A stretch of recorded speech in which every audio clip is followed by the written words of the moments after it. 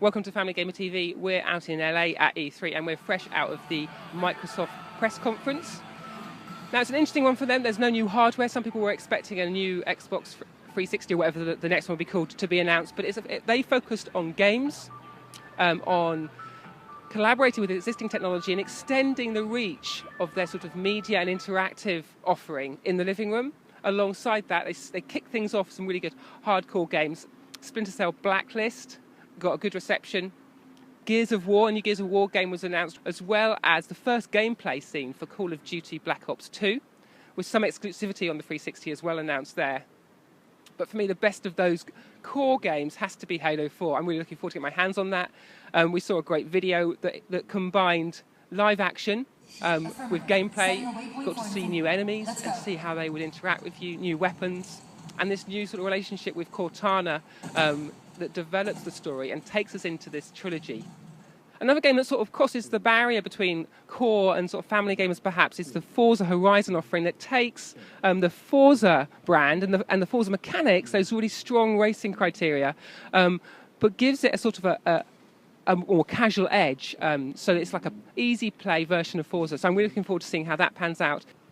Now, of course, this being a Microsoft press conference, Kinect featured heavily, and they had a good range of games for Kinect. The ones that stood out for me was a particular game called Wreckateer, where it takes the Angry Birds formula but adds in those Kinect controls, so you're actually reaching out and pulling back the catapult with your arms, and then when the projectile's in the air, you can adjust its flight by waving your arms around, by moving it towards the part of the castle that you want to hit. And I know my kids are going to love that, so I'm going to look forward to seeing more of that on the show floor, and getting them to try it as well back at home.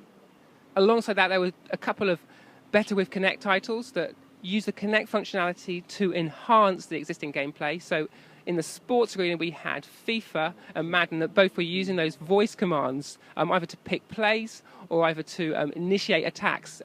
Fable Journey is obviously another big Kinect game for them this year that takes the Fable universe but lets you explore it with just using motions and using that Kinect controller.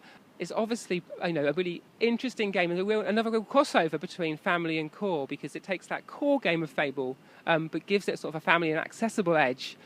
But most interesting for me at the Microsoft press conference was their entertainment offering. They're obviously working hard with a range of content providers to make the Xbox the place you go, not only to play games in your living room or even watch films, but to watch TV, to watch YouTube content, BBC iPlayer if you're in the UK. So now it was then that they introduced what I think is a real groundbreaking bit of technology, what they're calling the smart glass. Now this takes your smartphone or tablet and lets you control your 360 with it. So you have it on your lap, but you're controlling the 360 on the big TV. That means you can easily pick what you want to play and then send that to the screen. With the new availability of Internet Explorer, it means you can browse the web on your TV, but using a very interactive and intuitive interface by just touch on a tablet device or on a smartphone. But I like the way that the interaction is two ways. So once you've chosen the content on your smartphone or tablet device, it changes and it then provides additional information about what you're watching. So perhaps, as they showed on stage, if you're watching Game of Thrones, in front of you you have a map so you can actually see where the action is happening.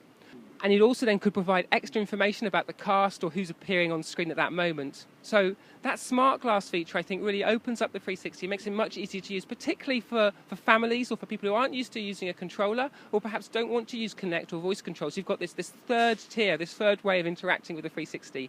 Although I think some people may criticise Microsoft that there weren't enough new announcements and maybe not enough meat to their press conference. For me, I think the breadth of what they've got to offer reflects where they're taking the 360, and I really like that.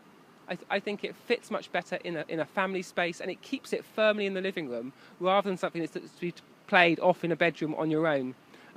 So I think it's a great next step for the 360, and I'm looking forward to trying out Halo 4 on the show floor, Wreckateer in particular on Kinect, and also trying out these new smart glass interactions just to see how effective that is.